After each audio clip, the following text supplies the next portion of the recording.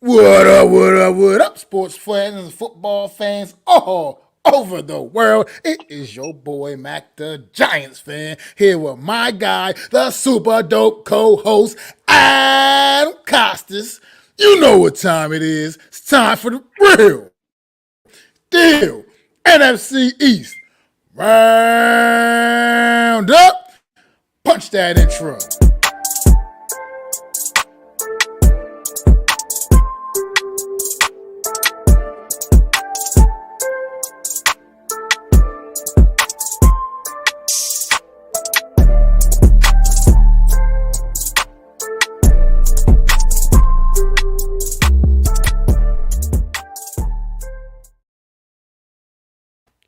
What is going on out there, everybody? I am your guy, Mac, the Giants fan, fresh off of vacation, man. Here with my guy, the super dope co-host Adam Costas. I want to first and foremost start off by saying thank you, Adam, for holding it down last week while I was out of town. Did a tremendous job. Definitely Thank appreciate you. it, man. Most definitely, man. Just so, how you doing today, bro? Well, I'm not as good as you because you're coming off vacation, so that's always a good time. All the memories you had, but no problem holding it down last week. I'm just glad that people came through and kind of join the show. And it was awesome that you could pop in on your busy time and drop a friggin' bomb that I thought was hilarious. It was funny because we were talking about that, and you dropped the bomb, and I absolutely loved it. I thought it was great. So I thank you for taking some time out of your busy day. And I said prior to coming on the show, I said Mac shouldn't be doing a thing but lying on the beach, not listening to this show. And you come in and you're like, Daniel Jones is ass, and I'm like, well, that's Mac for you, and I loved it. So anyways, I'm good. So I'm glad you're back. Glad to be back. And one more. This is the last one before we preview actual regular season games. Can't believe it's here. Cannot believe it's here. Absolutely. What's going on, Alex, man, from Big Blue in the Bronx, man? I'm right there with you, man. I'm extremely frustrated with with the, or should I say, the lack thereof moves this team made, man. I feel like building up to this 53. It's just some things are confusing. We're gonna talk about it. I always dive into it a little bit, talk about it, but some of this stuff is just a little confusing for me. And like you said, the lack of a second cornerback at all right now. We're talking about potentially what Cordell Flott or what's the other kid's name? I can't remember his name offhand right Nick now. McLeod, I think. Nick McLeod, yeah, like this is why are those the choices? Like that shouldn't that's already problematic that those are the choices at that position, man. Right now, at such an important position right now, because I do believe we're gonna have some have some get some good things done up front, but at the end of the day, it's not like these guys are gonna make plays every single play, and at some point in time, defenses are going to just start exploiting a very, very, very young secondary that the New York Giants are rolling out there on the field, man. So we'll have to see what happens there, but I'm not very happy about that at all, and I definitely agree with you. It's just infuriating, man. What's going on? No Mets, no Nets, no Jets, man. Always popping in. That is my guy. Appreciate the support all day, man, all the time, every week, man. You here tuned in, He was like the keeping co-host it last locked, week. man. He was like the co-host last week. It wasn't for him and keeping it up in the chat and kind of helping the podcast along. I don't think it would have went as smoothly. So no Mets, thank you for tuning in, even though I'm not always the one people want to hear, but you're here anyways, and I appreciate it anyway. So give you your flowers Who don't want to hear while you're you, there. Adam, man? Everybody wants to hear you, Adam, brother. It's Always true. with the good I think takes, it's kind man. I of don't true. know. I think the haters. I think the haters want to hear me too. They just hate me, so but they still want to listen though. Just kidding, everyone.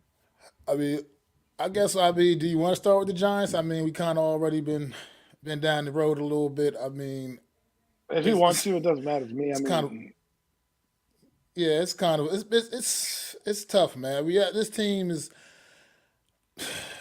in the midst of this rebuild, and I'm still trying to figure it all out.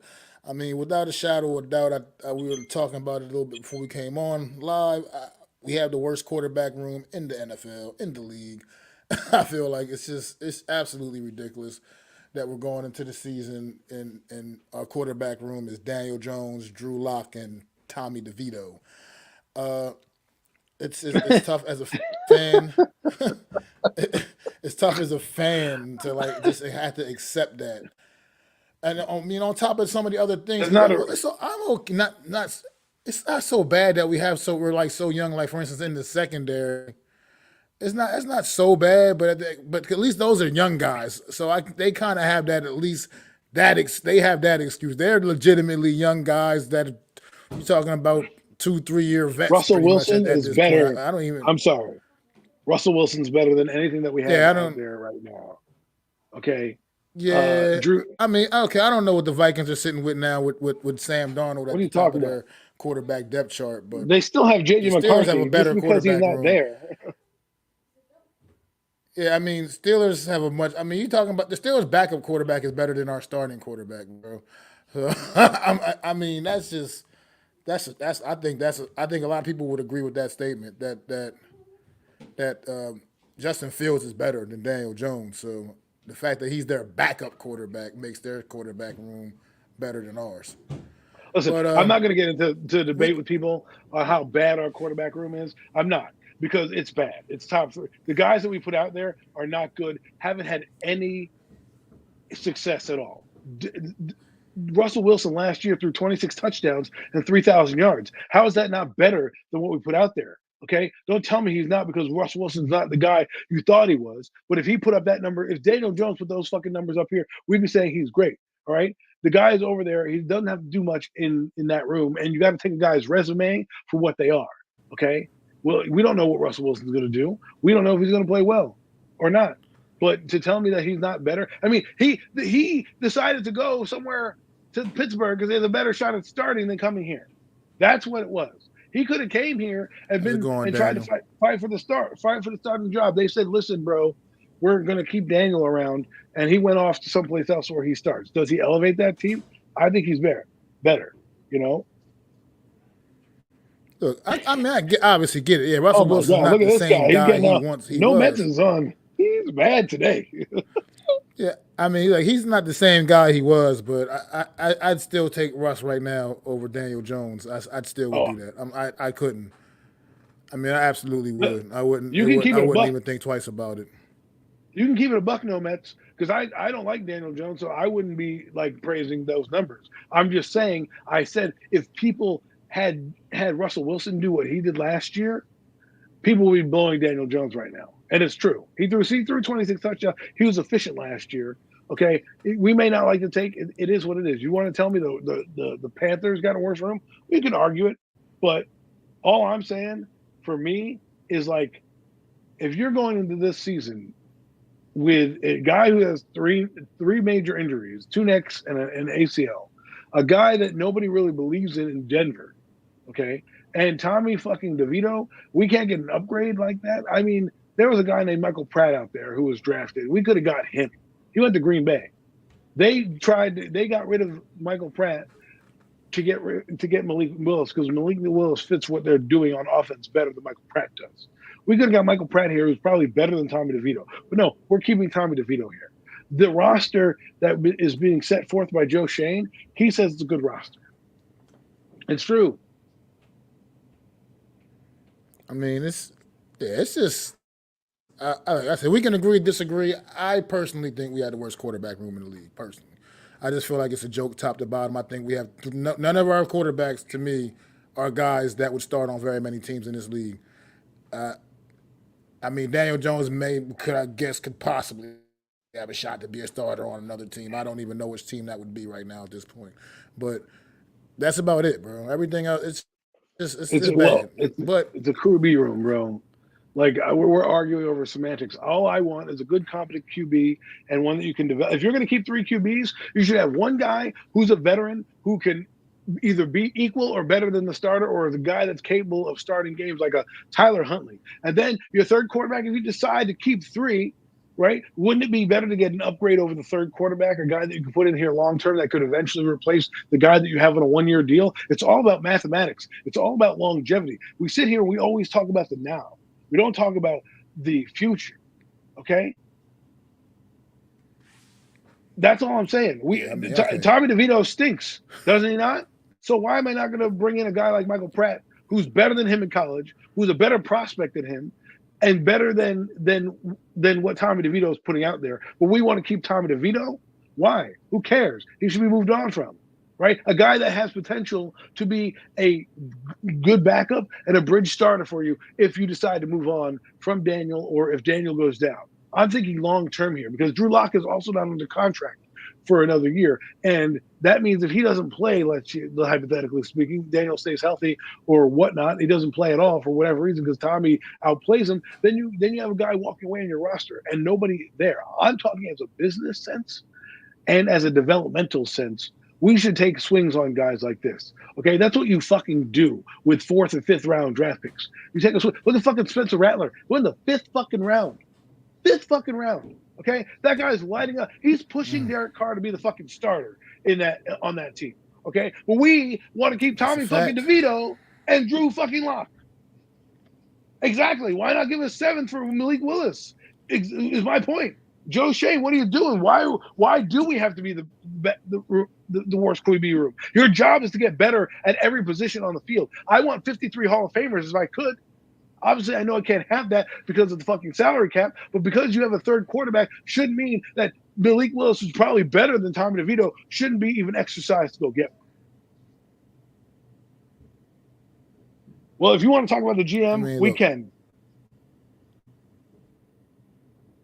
Mac. Yeah, right now it's not looking great. Some of the decisions seem, like I said, very questionable at this point. I mean, opportunities are out there all over the place back in April at the draft. I mean, to make some positive changes to this team, and they just weren't made. I mean, honestly, do I really want to give up? I mean, I know 7th round pick is still a 7th round pick, but you never know what those guys can be every once in a while. You can get lucky. And do I want to give up draft capital necessarily for Malik Willis at this point? Why not? I don't know. But I mean, it's because it's just like, I don't know. I feel like we haven't seen much of it. I guess we haven't seen much, but at the same time, look, is he better? Is Malik Willis better than Tommy DeVito? Well, I think so. I would think that he is. Okay, I would like to think that he is. Logically, if the reason why he wasn't cut and he was traded, if the Giants are playing fucking chess, they get in there and they give up a 6th round pick, knowing this guy has potential to be better. Hence what the Cowboys tried to do with Trey Lance. You're trying to get. Sometimes you got to pay a little bit more to get something that you want. Right, so they didn't want to pay that. The Green Bay Packers knew they're so low on the waiver wire that they're not going to be able to get him through waivers or waiver claims, and that when they sign him, he could go to another team. This is a risk that you don't want anybody else to touch him. Right, that's what you do when you want a player. So we could have easily fucking done that. A 7th round pick who we have no idea. We got a couple of 7th round picks. We traded a couple. We can get those back. You bring a flyer in for a 7th round pick. It tells me that you give a shit about your entire team.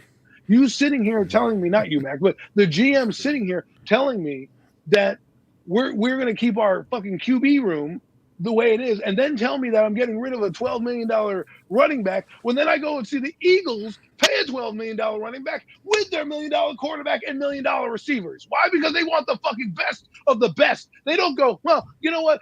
They even traded the Eagles for Jahan Dotson. Why? Because they don't want fucking shitty-ass third receivers. They want a fucking good receiver. They want a guy they believe in. They had to make a trade to get that guy because if he was cut, they were low on the waiver wire, so they went out and they made their trade to get their guy that they think they can help him. If you're the New York Giants and you're the fucking GM of this team, you got to evaluate the roster from top to fucking bottom, and that means Tony fucking ass cheeks, okay? And if Tony ass cheeks is an undrafted free agent and this guy was drafted in the 3rd round, well, guess what? He's probably a better prospect than fucking Tommy fucking ass cheeks. Okay, so then what you do is if you take a flyer on a guy, a 7th round pick, God forbid he fails, you only lose a 7th round pick. It's not even really that big a deal. People get rid of 7th round picks like fuck, they get rid of pebbles from their fucking shoes. Okay, give me a break.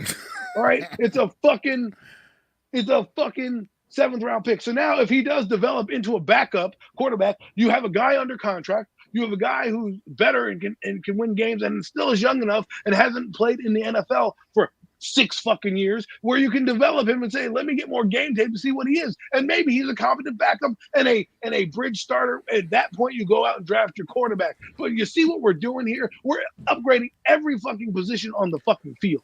That's what we're doing. Not just fucking sitting here on our hands and knees and saying, well, our quarterback room is fucking great. Give me a break. And with that being said, let's move on from the quarterback position because it clearly gets my guy riled up right here. It gives my guy a little. He gets fired up when you're talking about the quarterbacks on this football team. Let's talk about him too. Let's move on from him too right now. Let's go to the roster a little bit more deep into the running back room. Giants went with 3. Off-season favorite, training camp favorite, Turbo Miller is not one of the 3 that the New York Giants held on to. A lot of, I mean, did they already announce the practice squad, or is that? I think he signed still on going through waivers. Squad. Oh, he is signed. No, waivers is over. Waivers is done at 12:00. Okay, well, then it's like they were able to retain him at least onto the practice squad, which means this. For New York Giant fans that fell in love with the young man during training camp, there's an opportunity. You never know. You might still see him with a uniform on Sunday at some point this season, depending on how things go. Guys guys go down, and so he may get a call up at some point this season. But how do you feel about the guys we kept? Obviously, Devin Singletary, Eric Gray, and Tyrone Tracy Jr., the rookie. Well, how do you feel? I'm excited for the rookie. Backs? I'm excited for Tracy. I just know that he's going to have to wait because they have Devin Singletary, and he's got to be the guy right now to float the season. I don't think Devin Singletary is going to end being the starting running back at the end of the year, because I think when the Giants do at the end of the year playing their meaningless football games, they will be trying guys out, and Tracy will get the nod, and he'll make some bigger plays because he's more of an explosive back than Devin Singletary. He's the most explosive back on the team right now. They have him in there probably doing kick returns. I wouldn't be surprised to see that guy do kick returns as well. I think Eric Gray earned a spot on the roster. As we said, me and Mac in late July and early training camp said this guy wasn't going to make it. 3 weeks later, he's laughing at us as he's shaking his ass on the roster right now. So, and so he'll probably be a change of pace kind of back. We saw what he could do out of the backfield with that catch against the Detroit Lions. So I could see him getting some burn like that.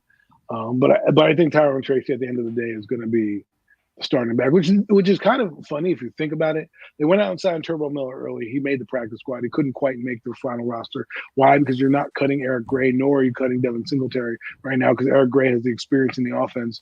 And I wouldn't be surprised if Eric Gray gets cut at some point if Turbo Miller starts to grasp the offense. They're just like, we have injuries, here and there, and we want to bring a little bit more juice. So who knows, man? But I don't mind the running backs. They got a decent room. Yes, I wouldn't say it's breaking news, but according to this Giant sign, Curtis Bolton from Las Vegas. I wonder if the fan base is going to gas this guy up. He's going to say, "Oh my God, he's the greatest middle linebacker of all time." You guys will see. Wait till he makes tackles left and right. So we'll see what happens. But that's me. That's me in a nutshell of the running back room. So probably haven't had fans clamoring to bring Kadarius Toney back. Released from the Chiefs yesterday.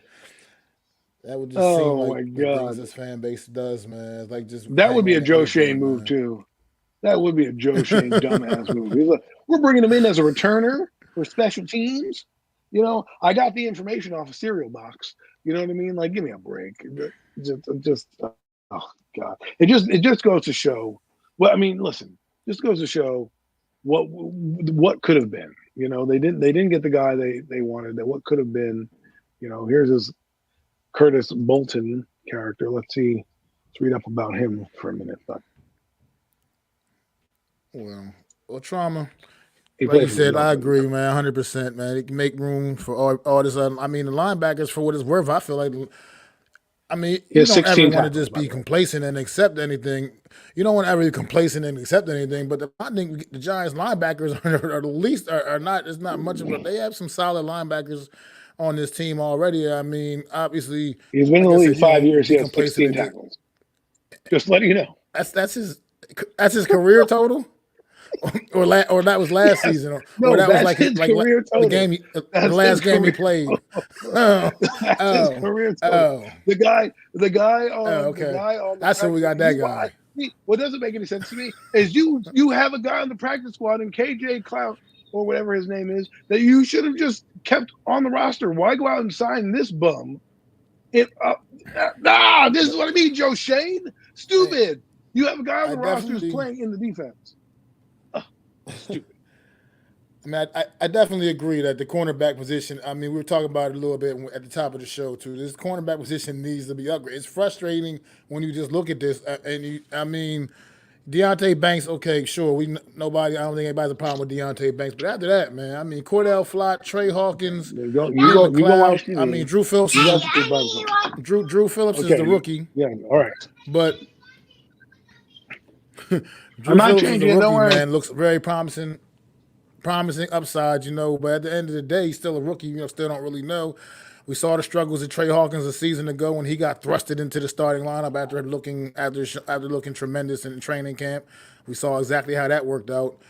I mean, these guys are just they're like good depth pieces. I mean, for the most part, but like we were talking at the top of the show, who's your legit number two cornerback? I mean, like it looks like right now Nick McLeod is probably going to be that guy, but are we feeling good about Nick McLeod being number two cornerback for the New York Giants opening day against the Minnesota Vikings offense? Who we can say what we want about it, but Justin Jefferson and Jordan Addison, those guys are very talented wide receivers. Jordan Jefferson, one of the absolute best in the league, if not the best in the league. I'm not feeling good about Nick McLeod getting potentially locked up one on one with Justin Jefferson down the field. I mean, or even Jordan Addison for that matter. I'm just who could you? How could you possibly expect me to feel good about that as a fan of this football team, man? Thank you, G man. It's good to be back, man. Vacation was super dope, man. But I'm back over here, back on the mainland, trying to hold it down with my guy Adam Costas, man. Right here doing the real deal, man. Do appreciate you guys last week, man. It was a great show. But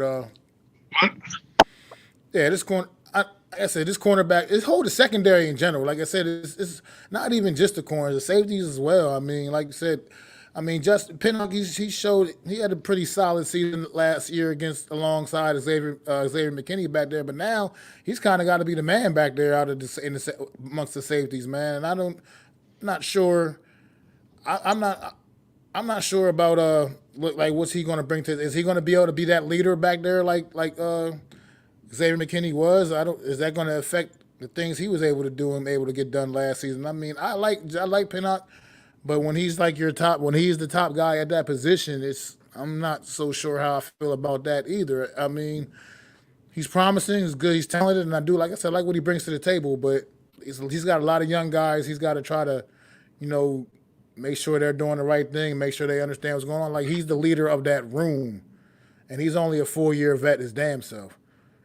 So it's just like I don't know. This team, I don't know. The secondary, it's crazy, man. It's going to be interesting. I feel like the first couple of weeks of the season alone. I mean, you're talking about Minnesota, what they got bringing from the table in the receiver department. I mean, Washington is nothing to sneeze at as well. Terry McLaurin, the rookie, McCaffrey or whatever his name. Yeah, that guy, the kid from Georgia, I think. I mean, they're bringing some good guys. I mean, they felt good enough about their receiving room that they traded Jahan Dotson to a division rival. So let that sink in. That they felt good enough about their room that they traded him to the Eagles, right? Just a few days ago. So I think the Giants, this young secondary is going to be tested early and often, and I'm just not sure if Kayvon and Burns and Dex, the guys up front, aren't getting to the quarterback, man. It can get ugly. It can get ugly real fast, I think. So I don't know if you got anything you want to say about that. Adam? Well, first off, our GM is dumb, but uh, he is dumb because he didn't address the corner position early on. I don't care what anybody tells me.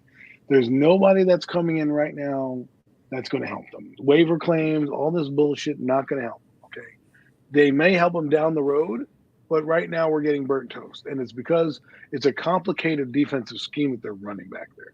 I think the defensive scheme is more bend but don't break. A lot of people have fought me on this. If you go look at the stats, don't look at the stats, Adam. Well, in this case, you have to look at the stats because that's what Shane Bowen has on his record. Those were the stats that his team ended up with, and they were middle of the pack. They were middle of the pack. So 20s to 20s, they didn't turn the ball over that much, but they didn't blitz that much. They did blitz when they needed to, but they didn't blitz that much. But where they were number one is in the red zone. So this is what I'm saying. If the Giants don't get beat on long touchdowns, meaning just guys just flat out beat it, like what Garrett Wilson did in Jets practice, where he was touchdown after touchdown after touchdown, the Giants can just, if they can keep them within the 20s, can try to be a good red zone team. And that's where it's going to come in handy. There's a guy named Caleb Farley out there they can bring in. He's going to be cheap. Why not bring him in, and give yourself an option? I think Joe Shane, he's happy with the roster right now. He just said in his press conference they're keeping 3 quarterbacks. So this guy is pretty happy with the roster and how it looks. So I don't think and they have about 13 million apparently to play with. So I don't think they're going to make any splash signings. And the more guaranteed money you make, and by the way, all the money that you sign to somebody right now in week 1 is guaranteed throughout the year. You have to pay them a year's salary. Week 2, which people don't want to talk about, is really where, if you're going to tinker the roster, we're bringing a veteran outside like an Adoree Jackson, where you don't have to guarantee his money. He's at that point a gun for hire. I mean, you could sign him for $1 million, but he's only getting 1 game check. If he plays 1 game, he's not getting that full $1 million, which means your salary cap doesn't have to be hit. If you sign a guy now for $2 million, that's $2 million off your salary cap. And if injuries happen and you sign more guys, that's $2 million you could have played with, or in this case, rolled over for next year. So that's where, if you really want them to get a cornerback, like a guy that they think is going to come in, wait till after week 2. That's if this team gets burnt. Because like you said, they're playing some good receivers out the gate. Okay, they're playing Scary Terry. People don't realize Commanders have a good receiver, Scary Terry, and I think they have somebody else on that team. Oh, that's pretty decent. The rookie, right? The one that kid from Georgia they drafted. The rookie, right. I forget what his name is. Oh, not Lad McConkey. I know who it is. Let's go to the roster. Anyways, so the Giants have a lot of big-time receivers they're playing in this fucking first few weeks, from CeeDee Lamb to DK Metcalf to Jamar Chase, to the guys now that are in Baltimore. I think there's a Zay Flowers out there, if I'm not mistaken. So you've got big-time big-time receivers coming up against your weakness in cornerbacks, and you better hope, you better hope that the Giants. Oh yeah, he's from Rice. If you better hope that the fucking team in front of you, your front 4, gets there, because if they don't, it's going to be house calls every. There's going to be a lot of long touchdowns, because what we saw with the Jets had nothing to do with mental makeup. It had to do with physical makeup. Nick McLeod didn't get cooked because, he was physically not ready. He got cooked because he just wasn't as good as Garrett Wilson. Okay. And Garrett Wilson put him in the spin cycle. And there's a lot of other receivers that are going to ISO that corner or ISO the weaker part of the defense, and they will be able to block it up.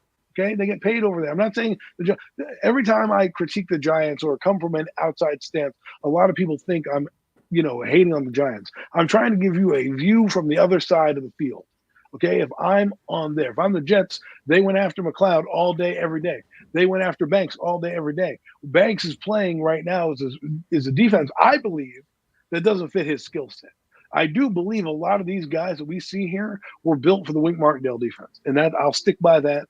I'm going to stick by that all day. I think Brian Burns is a good addition, but who's your front 4? We don't really have a legit front 4. Nacho Rochas. And no, Metz is right. The front 4 is not going to get there consistently. So if you have a team like I know the Vikings are banged up and everyone's laughing at the Vikings because they have Sam Darnold. Sam Darnold is competent enough to be a backup in this league. What does a backup quarterback do? He can win you games. So if he gets some time in the pocket because our front four is not getting home because their offensive line is solid, let's say, and Dexter's not collapsing the pocket, and he dinks and dunks his way down the field, and they score a touchdown or field goals, and we go out there and we can't do shit, and Janice is beating us for 100 yards.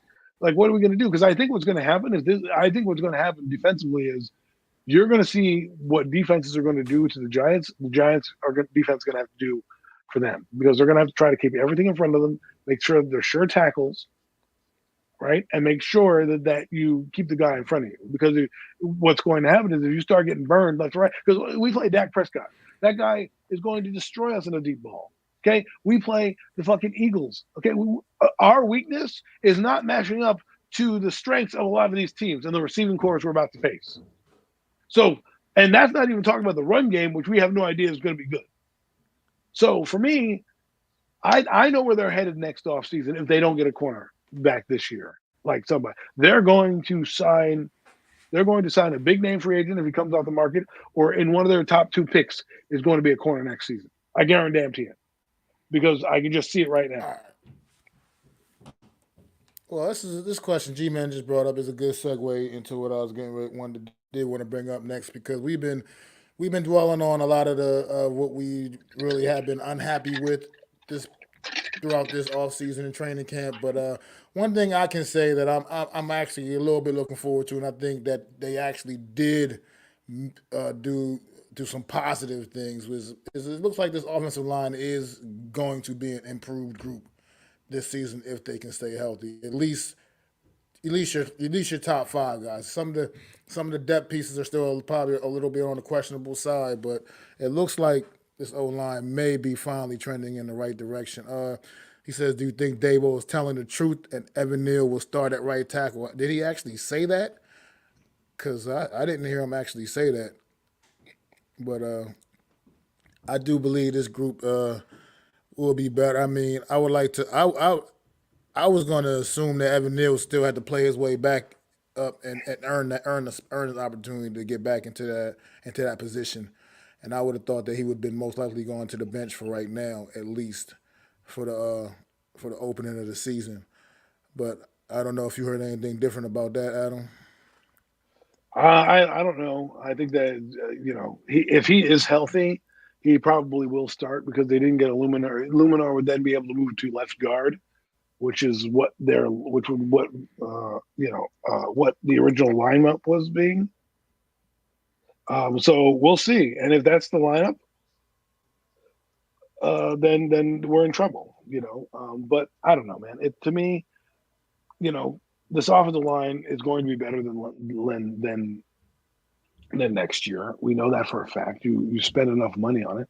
It's about really the health and the health and well-being. We don't really have much depth outside of the starting 5 guys, right? The swing tackles are Josh Zudu. Like, we got rid of a ton of guys on our offensive line. We don't really have a great bunch of backups. I think what's interesting is the Kubis kid that was kept. The guard, the rookie guard they got. I thought that was what's good, AK. I thought that was pretty interesting. I don't know, man. I just think that this line, I think that what I will say is this: you want some positivity from AC over here. I think the offensive line coach has done a fine job. That's what I think. He's done a fine job. These guys understand their assignments. Now it's about them just being talent-wise. I'd rather have you get beat talent because you just stink than getting beat because you don't know how to have an assignment. Because I can fix stink. I can't fix, you not being able to understand what's going on.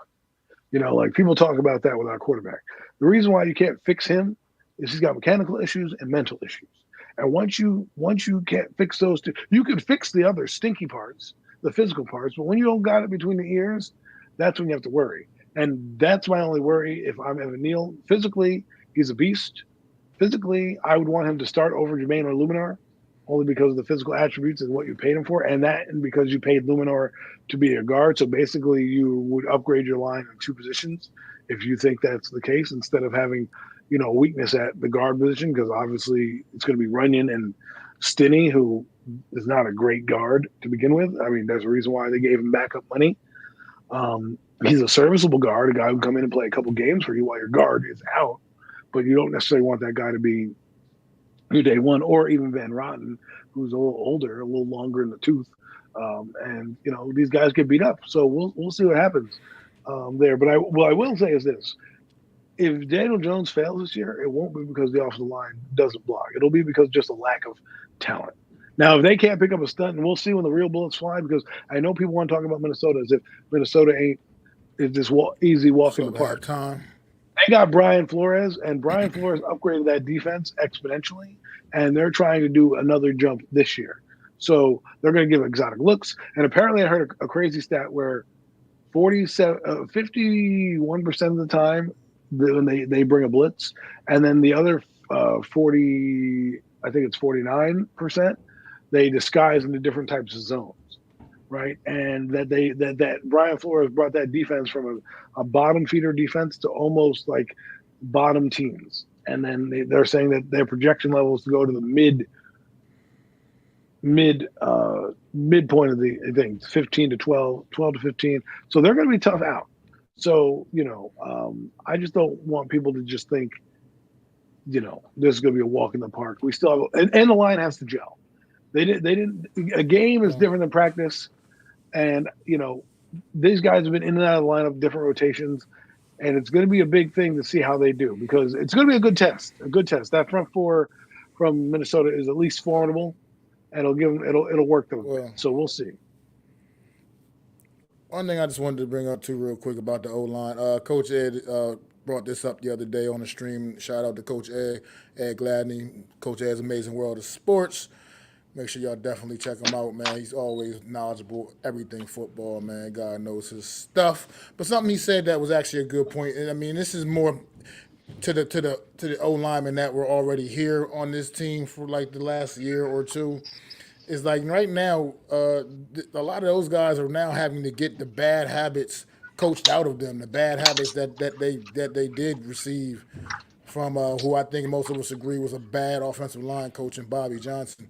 I think this, so it's also you're trying to correct. These guys are correcting those mistakes, they're not only learning the new guy's way, they're having to also get rid of all the bad habits that they did have, and that's not always easy. So shout out to Coach Ed for that. When he said that, I was like, that was a great point. That was right on the money. I mean, this is a lot going on with this, but I still do believe this offensive line will be better, and I that's one of the units this off season that to me has been at least somewhat of a bright spot throughout training camp, and even in the preseason games. If you watch the preseason games, the O-line has been. I mean, Tommy DeVito, he's going to take those stupid sacks. That's what he does. I mean, and that's part of what makes him horrible, because he takes sacks that shouldn't be taken. I mean, the offensive line played overall pretty well throughout the preseason.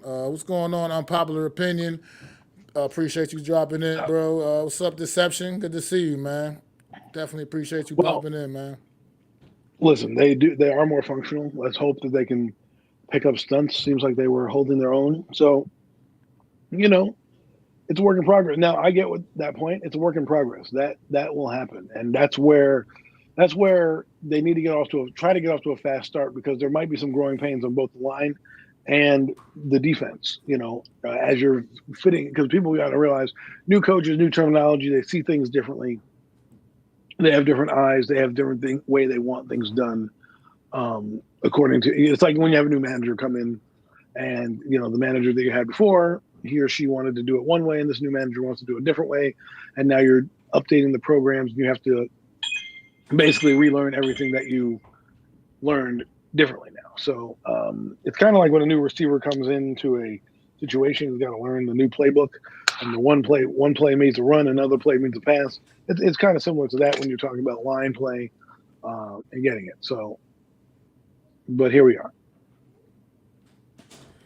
And then one more, just before we can bet on the Giants, obviously for the first. Put a bow on it. Put a bow on it. But But just you can go to the wide receiver room just real quick. I mean, I don't necessarily think there's any real big surprises here, but I was kind of thinking maybe they would have hung on to Allen Robinson just for the experience factor. I know he's not the same guy that he was a few years ago. Not that top guy that people wanted here as a free agent a few years ago when the Giants signed Kenny Galladay. But at the same time, he still brings a lot of experience to the table. And I was a little bit stunned that they actually dropped him and hung on to the second year player Bryce Ford Wheaton, who hasn't really shown that much throughout the course of the preseason and training camp. I know he had a great, off season last year before the injury, but at the end of the day, I was just wondering if he had any thoughts on that on the Well, receiving room. I think pretty much the most of it's what we thought though.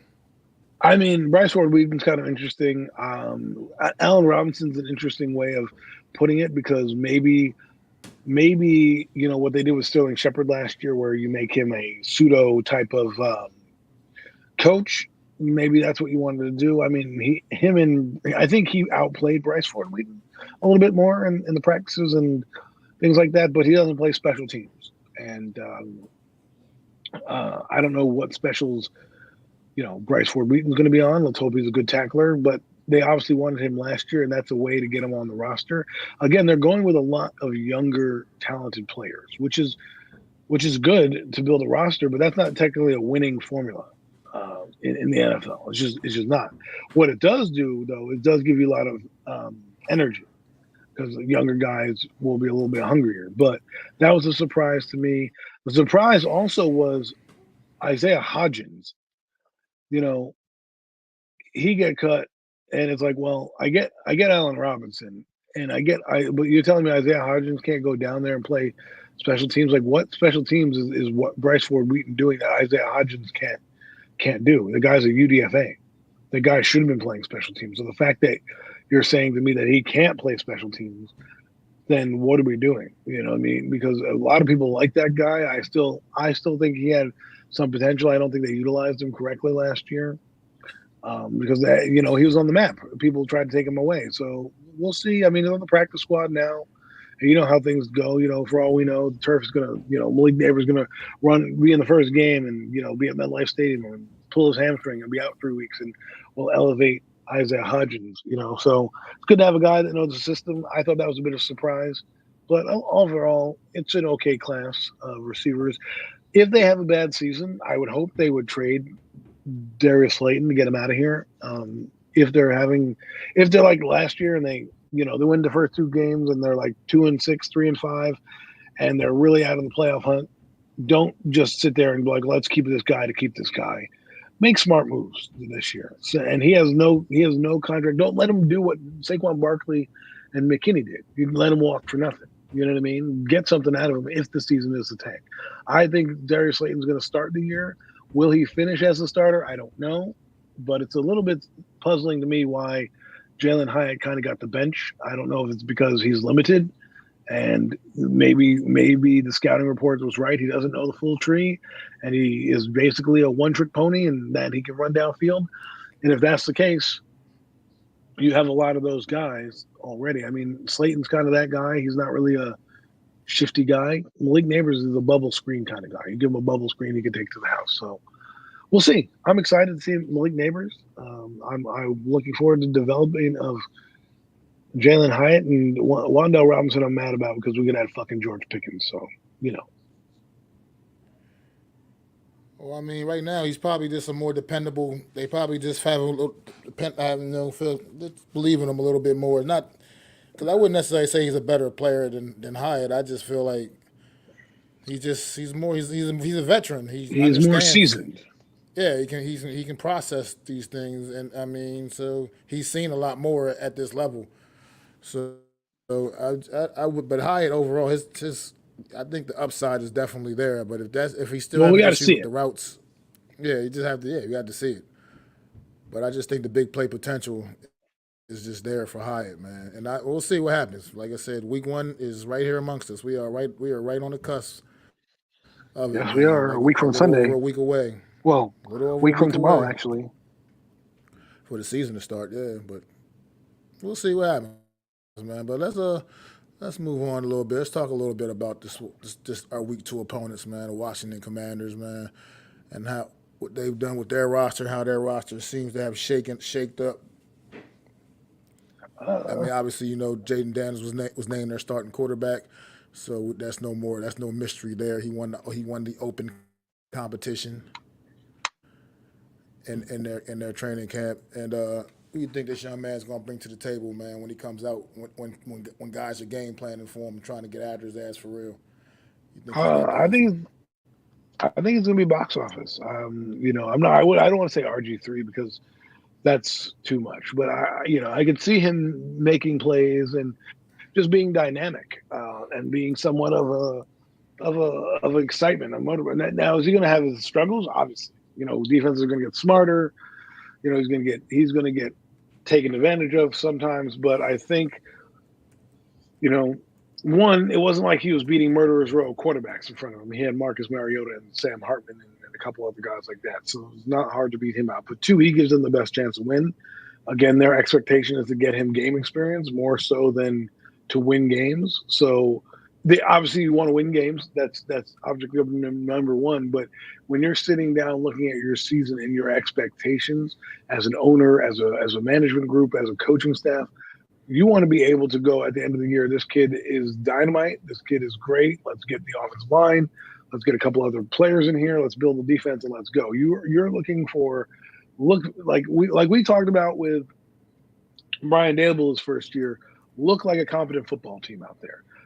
Keep the games close. Don't get blown out. Make this kid understand that he doesn't have to be a superstar right away. And they've done it with many quarterbacks. I mean, you see Lamar Jackson. He did in 2018. He was very serviceable when he came in. Josh Allen was serviceable when he came in. All right. So Dak Prescott was a serviceable guy.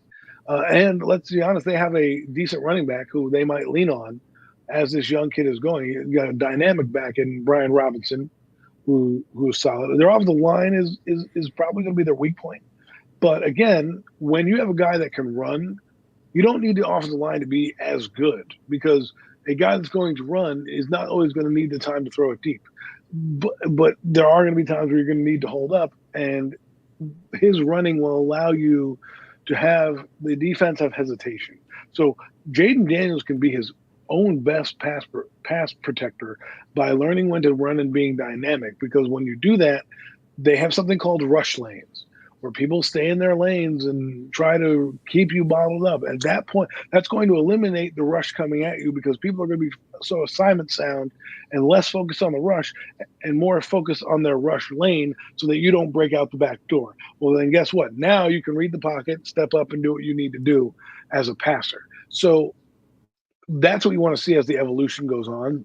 A lot of quarterbacks these days, get thrown into the fire early. It's just a preference on how you want to do it, right? You can sit them and let them mature and let them season like they're doing over in Atlanta, or you can start them out the gate because they have nobody that's viable, like Marcus Mariota. If they brought in, let's say, Jameis Winston, right?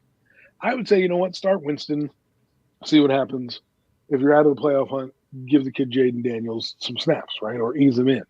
But because you have nobody, you have Marcus Mariota, you might as well just get the kid trial by fire, right? And see what happens. He was a decent passer. He was in the Heisman Trophy. Didn't he win the Heisman Trophy? So, I mean, he won the Heisman, Yeah, right? Mariota won the Heisman.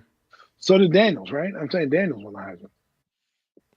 Oh yeah, Jaden Daniels did. I don't know why I said Mariota, but yeah, he did. No, Jaden Daniels. Mariota, I think won the Heisman back when he was a college student as well. But what I'm saying is Jaden Daniels is better. He's what Marcus Mariota people want Marcus Mariota to be in the NFL, is a guy who can run with their legs and pass.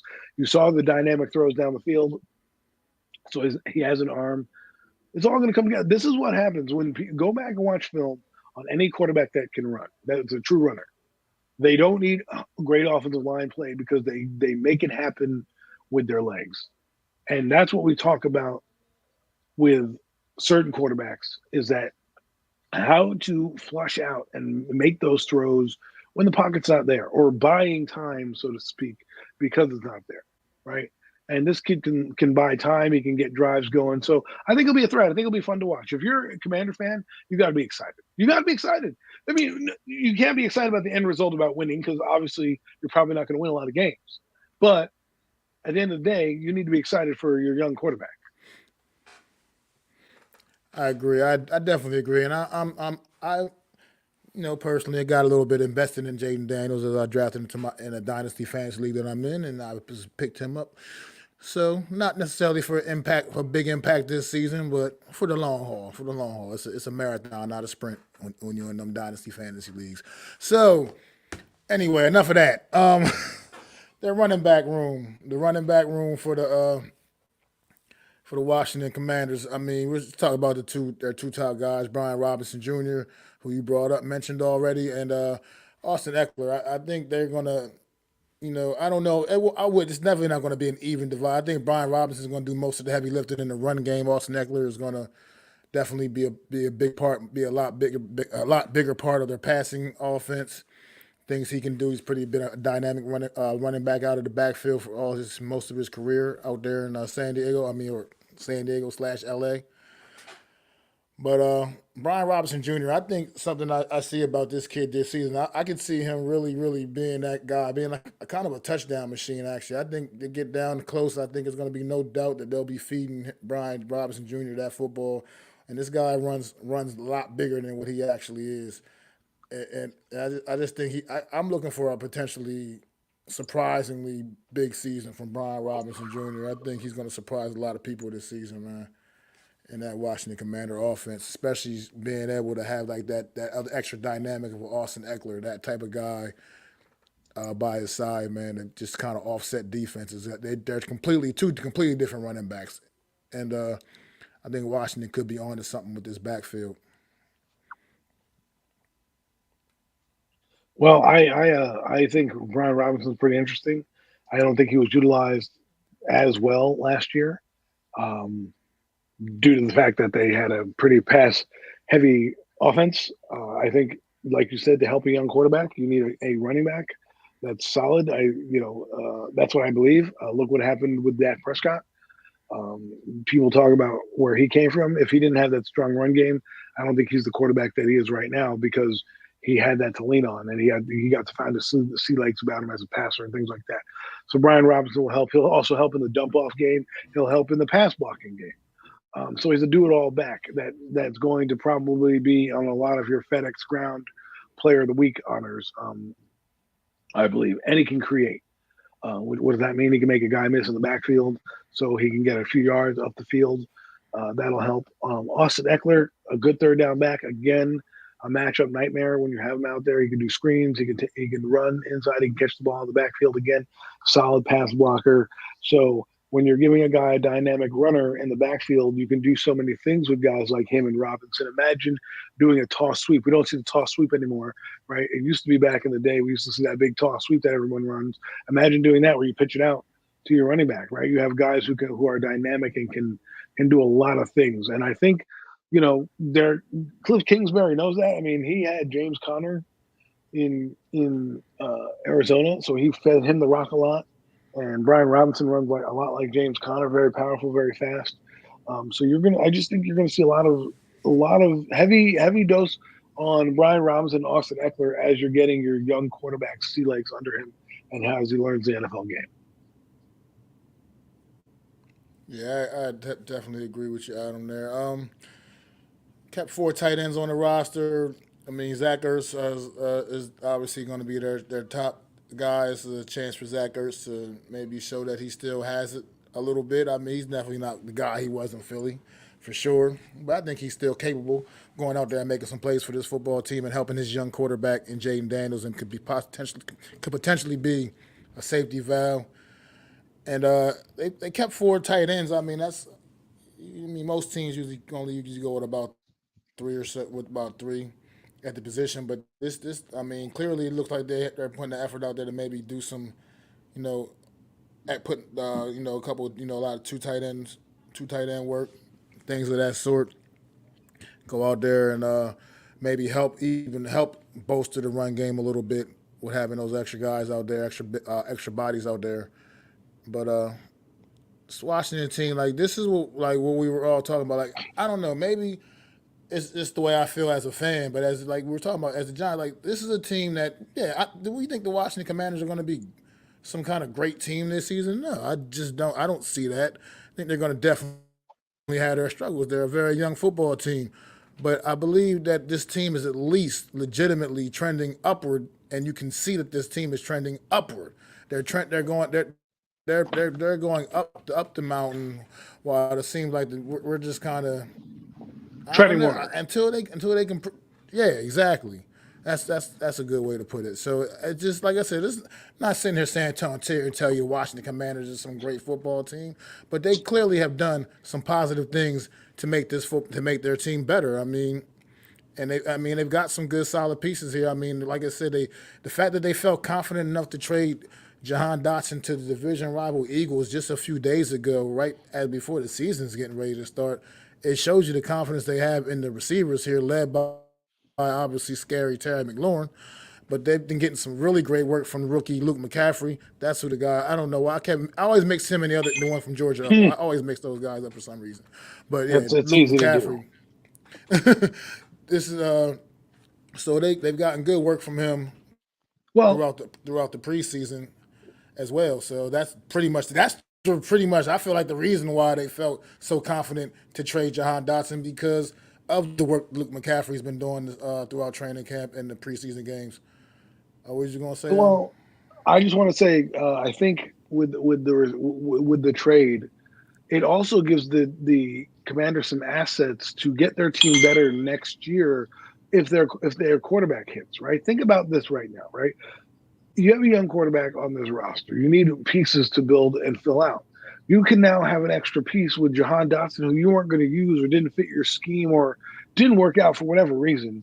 And you go and spin that for a third round pick instead of just letting him walk or forcing him to stay here and being stubborn and not getting anything for him. You let him walk. You got something for him, and now you can move up and down the draft board or get another player to add to the team that you already have, right? And that's what smart GMing is. And we talk about, I don't want to keep comparing to the Giants, but when you look at the other teams, you look at the GMs and how they're operating, and then you look at how a certain team is operating. And you got to ask yourself, what are we doing that these teams are not? And it's just being conscious of who's on the roster, having an idea of what is in need, and not just drafting because you're going grocery shopping and you need to get this. There was a sale on quarterbacks, they didn't take one, right? So but the Commanders did, and now they have ammunition to do it. And some people got angry at it, like, why would you do that? I think it's a smart move for two teams. One, the Eagles, because they're again, if you get cut and they put them through waivers, they're at the bottom of the list,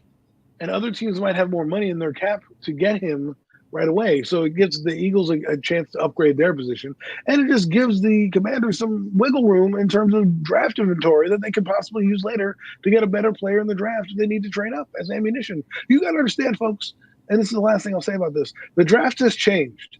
Because you don't have to pay draft picks certain exorbitant amount of money, you can now acquire other picks and use them as ammunition and use them as inventory to move up and down the draft board and acquire more picks. You have 7.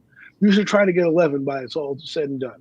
You know what I mean? Try to have that ammunition in the back pocket to fill out your roster. And that's just my take on that. Yeah, I mean it's good stuff, bro. I agree, 100%. It's like tough. Like I said, you sit there and you watch all the other teams seem to have some kind of a concept of doing things the right way, and I'm still kind of trying to figure out what the Giants are exactly doing. Well, even But if they like I are said, doing I'm them the gonna right just way, keep making this. they're just taking a chance and saying if it works, great. If it doesn't, we'll deal with it later. They're not just sitting on their hands and knees and just going blah blah blah. They're identifying. They're going. It may or may not work. I mean, for all we know, it can't work, right? Maybe the team's a complete clusterfuck and Jane Daniels is bad. But you got to give them props for at least trying. I mean, they took a swing, like you said, I mean, it's far pressed to know we're going to have another quarterback class come out in the draft like we had this past season, and the Giants took that opportunity to take none of those guys. You didn't even bring in an undrafted rookie.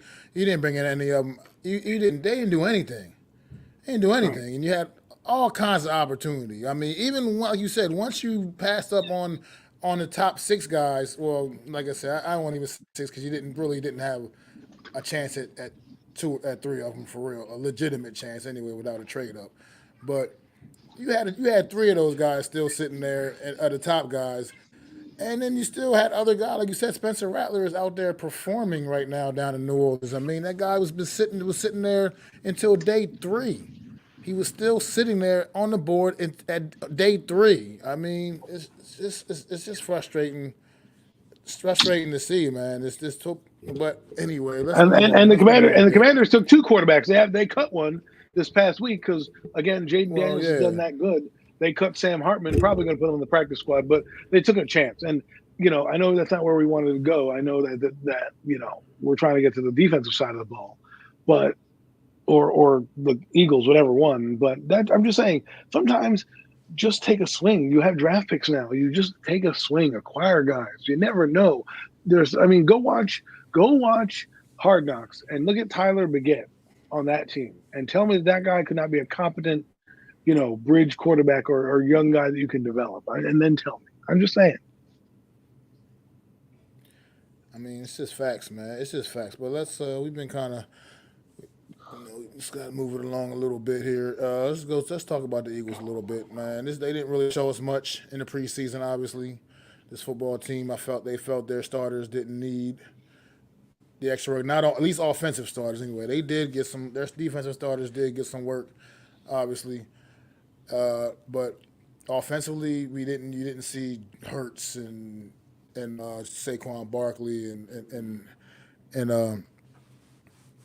Devontae Smith and all those guys on their offense, the explosive offense that they're going to be putting out there on the field. So we don't really know.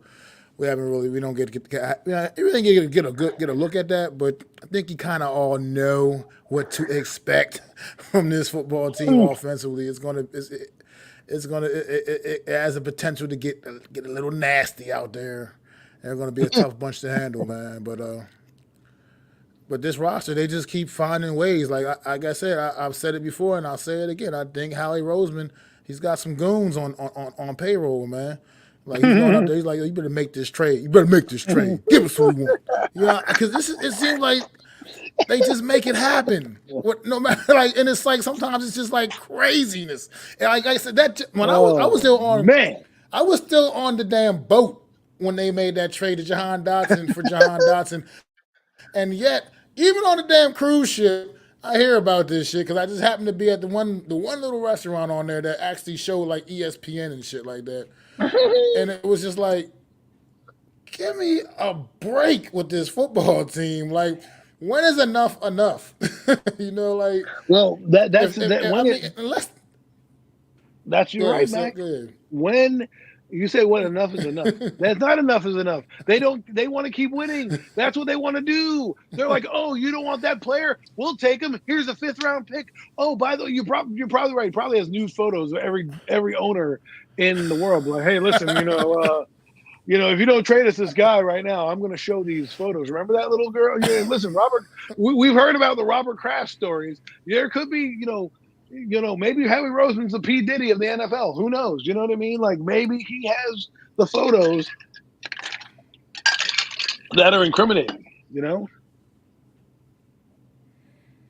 mean, I'm sure that's how it's going to shape up. I mean, I can't imagine.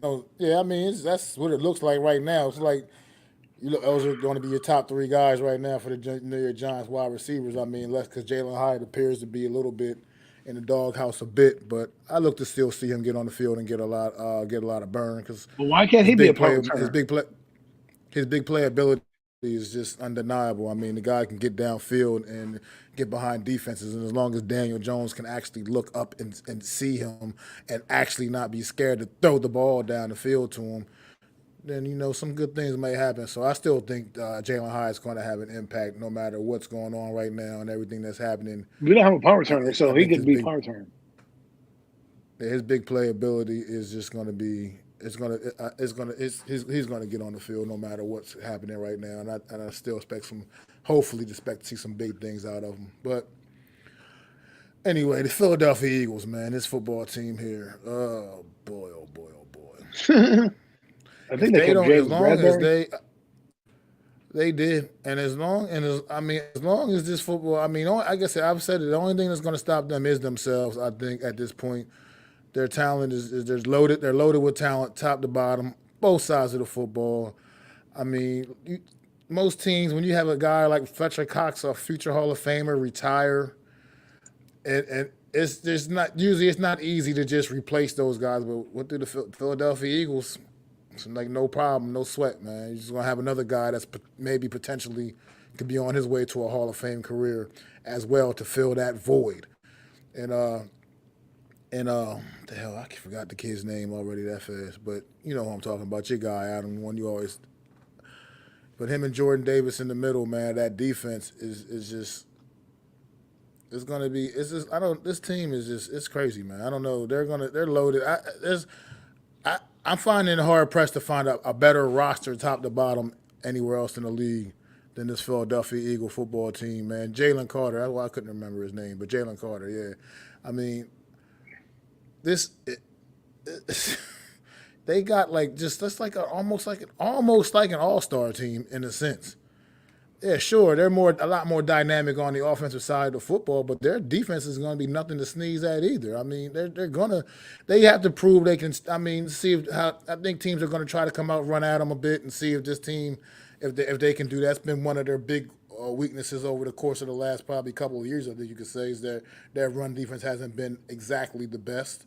Teams have shown an ability to be able to run the football on, but I just feel like this team they have everything it takes, man, and they're not only legitimate, potential NFC East champions, future champions. I mean, their potential. They're like this is a Super Bowl roster right here that they have compiled here, and like I said, and they still continue to make moves to still keep getting better, even when they're already good. And they still find a way to still continue to get better, and that's what the good teams do. Me and a coworker were talking about this earlier, man. We were talking about a little bit touched on how they've already signed Devontae Smith. He wasn't up for a new contract, but they took care of that. They said, we want to keep this kid here. We want him to continue to be a part of what we're doing here, and we're going to get him signed. We're going to lock him up now and sign him. And that's what the good teams do. They don't sit around and wait and turn it into something big and turn it into something extra. They keep their guys there. They keep their until they're done with them. Now, like I said, this football team, I can't compare them. I'm not going to compare them to like the Patriots for any means because the Patriots won championships. This Eagle team still they haven't quite done that quite yet. Other than the one they did win the one back with Nick Foles and them, but at the same time, and they've been to the Super Bowl since. Yeah, they've been Super Bowl again since. I get it, but I'm just saying. Well, I still wouldn't make the comparison to the Patriots because the Patriots were actually winning titles. Oh, no. I mean, and the Eagles. But this Eagle football team, they built this team the right way. Howie Roseman has done a tremendous job. However, he may have acquired them, whether it's new photos, whether he's just got some goons just punking everybody out, or just a savvy ass businessman, which I like to hope is the case, and. He's putting together a great team, whether you like it, whether you love him or hate him, and I definitely hate him, and I hate having to be so positive about them. But the facts are what the facts are, man. This football team knows how to do it, and they've done it the right way, man. And they put together one hell of a roster, and they're going to be a lot to handle. And the only thing stopping them is going to be themselves. I think they're by far the favorite to win this division this season. But we will see. That's why you got to go out there and still play the game. But we'll find out, man. I don't know if you have any more thoughts about what the Eagles have been doing, Adam. I think the Eagles get rich. They're smart. They do things. I don't say it the right way, but we call them a dream team, right? Someone said the dream team. I think it was Nomads. The reason why I don't think this is a dream team right now is because they're not going out there and toting themselves that they've done anything. They're very quiet. They haven't gone out there and say we're the best team of football. We're doing this. We're doing that. Like that dream team came out and said, right? They were on the podiums laughing. Now I don't follow Eagles that hard, so people can correct me if I'm wrong. But the bits and pieces that I've researched, it seems like, and I know this is a stretch. But it seems like they've taken on the personality of their quarterback. which is kind of just even keeled, smooth talking. They're not like we talk about a dream team. What have we heard about this team? They've not for a team that has so much pressure on them to do big things. They don't really say much. They haven't really kept themselves in the news for any reason, right? Outside of the rift that they said they had with the coach and the head coach. I mean, the quarterback and the head coach. I just feel like it's just eerily quiet over there in Eagle Land. Now, I don't know if they know that they're quietly good or if they're like, we haven't done shit. Let's go out and prove it on the field on Sundays. Um, we'll see what happens. They've been like the Cowboys have been in the news. They haven't said much either, right? A lot of these teams, like with all these other big teams, you're hearing about the Kansas City Chiefs winning and repeating, and Baltimore doing this and this, that, and the Eagles are like, well, they're just the Eagles, but where's the microphones? Where's the mic drops? Where's this fractured locker room that they have? Right, that everyone's speaking out. You could say there's more dysfunction in New York than there is in Philadelphia right now, right? And Philadelphia collapsed down the stretch.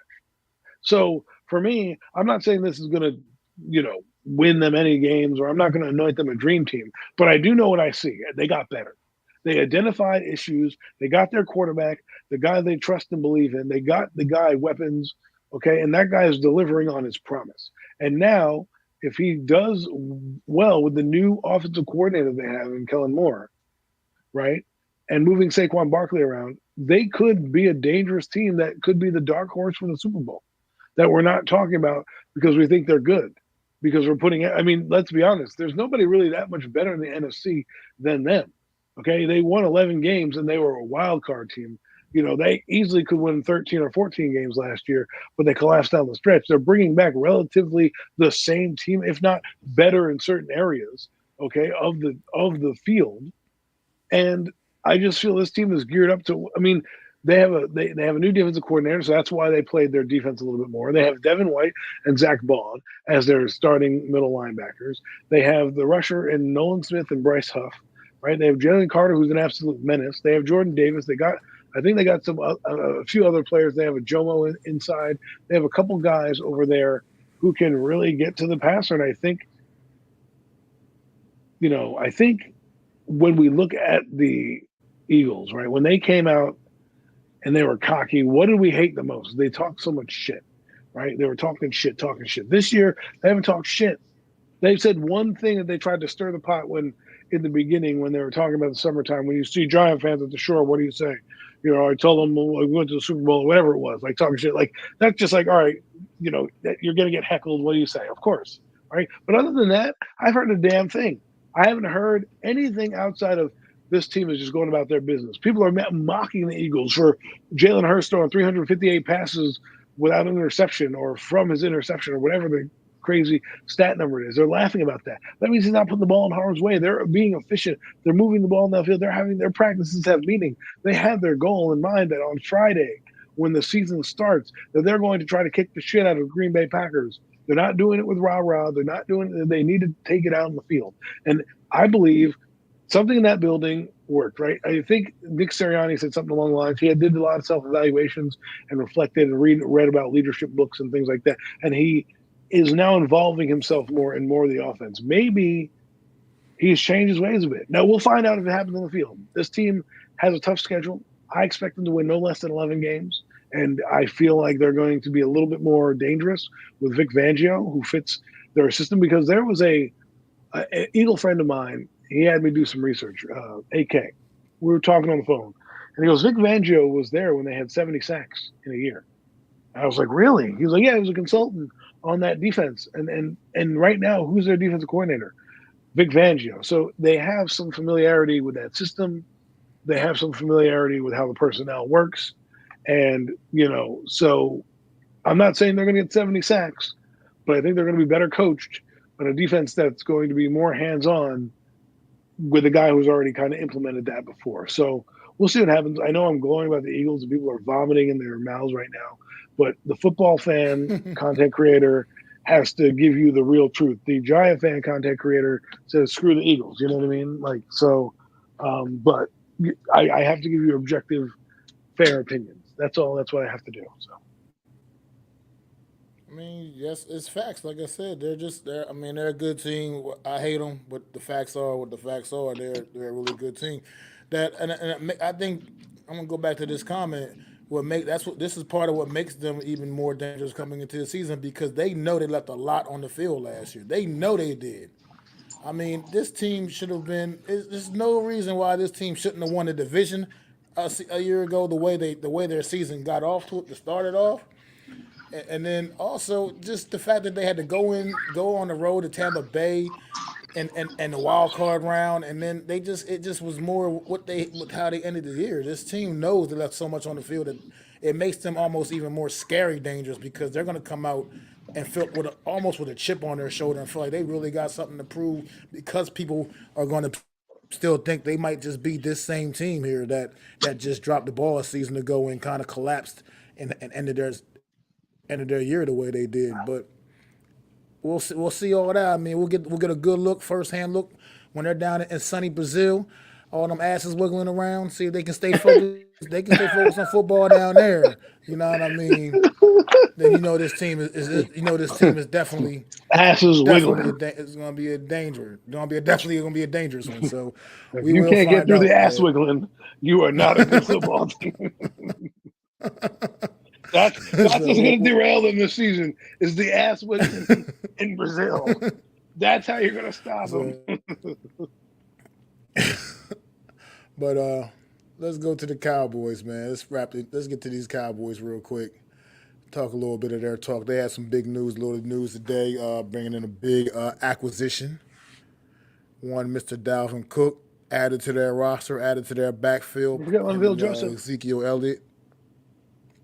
And yeah, Linval Joseph, but also added as well. But bringing in a guy like Dalvin Cook at this stage of the game, man, adding to that backfield, like I said, I mean Zeke Elliott, who's obviously not really the guy He's anymore, washed. but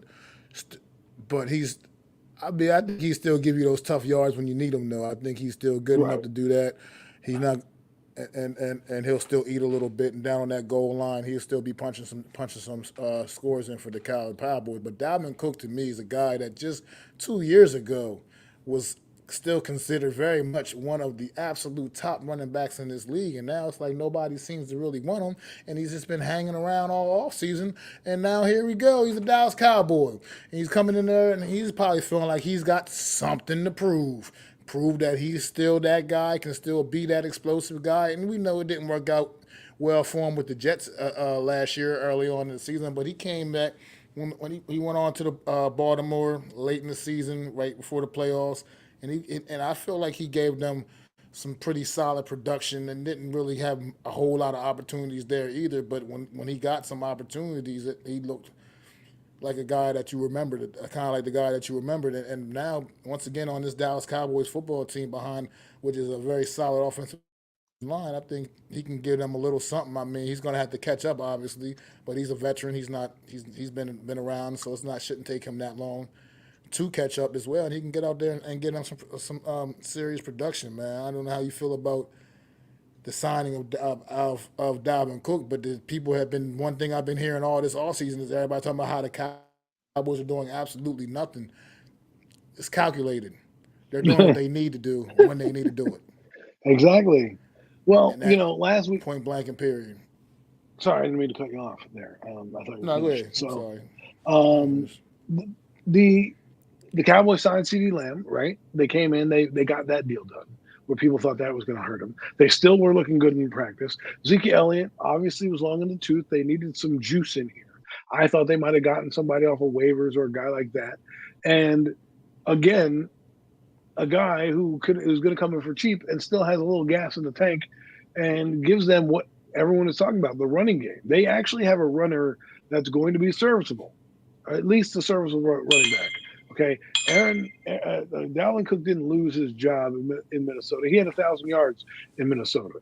They just were done with him because they didn't want to pay his ass. So he got caught up in the numbers game of not being paid, right? Then he goes to the Jets and is on a depth chart where the guy in front of him is coming off an ACL and is like, no, you're not going to take my fucking job, right? Because let's be honest, that's what Brees Hall was. And he came in to be for Aaron Rodgers, and Aaron Rodgers went down. He kind of probably sulked a little bit, and then he went and fell down the depth chart, and he wasn't utilized as properly. Now he comes in here with the Dallas Cowboys, a chance to win again, right? A guy that fits the Jerry Jones kind of mold, or bringing a guy off the street.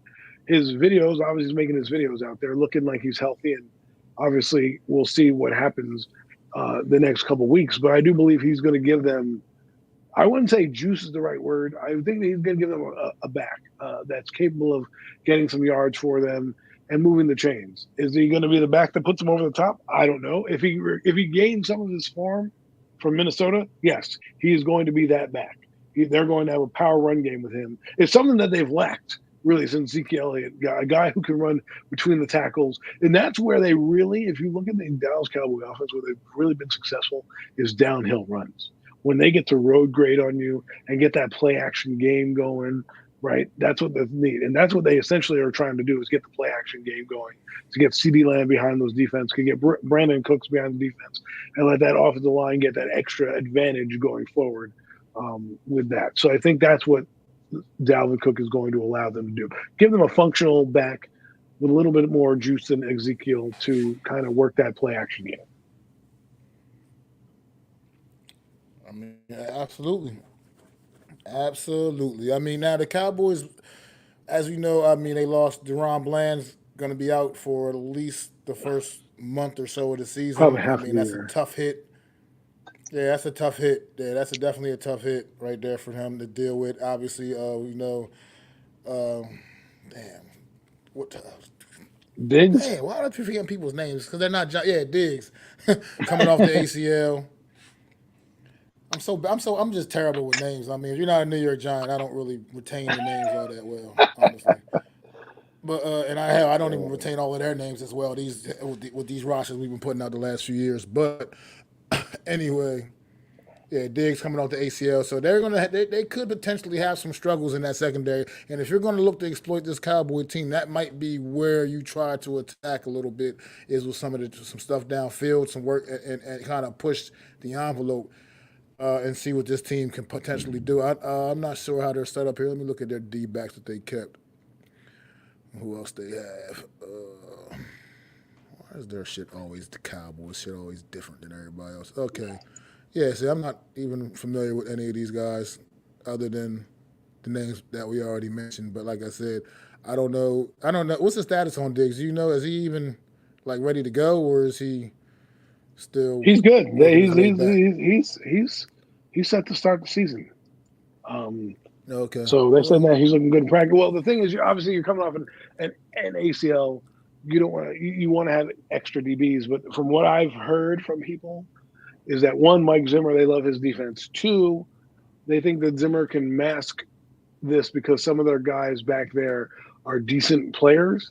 Like they've invested in some draft picks back there. So they have, I think, Jay Lewis is a guy they have on their team as well. Let me get some of these names because that'll refresh my memory. I know the person that was in a space yesterday talking about the Cowboys was mentioning a few of their names. So I just want to bring them up, and it'll probably jog my memory so I can give you the guy Jordan that he was Lewis. talking about.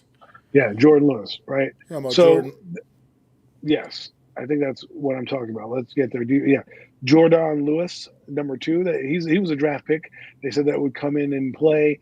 They have the kid Cleveland Carson as well, who they like. So he's a rookie that apparently has been doing well in the system. So they might keep him on that side and the outside. They also have Andrew Booth Jr., who again also is a young player that they drafted in the second round as well. So they have some young guys back there, and then they have some decent safeties as well. And mind you, we don't have the full roster in front of us, but I think they have Malik Hooker. They have Dominic Wilson, who also plays kind of a hybrid cornerback role. And remember, they lost a cornerback last year, and unfortunately, they landed a guy in Stephon Gilmore.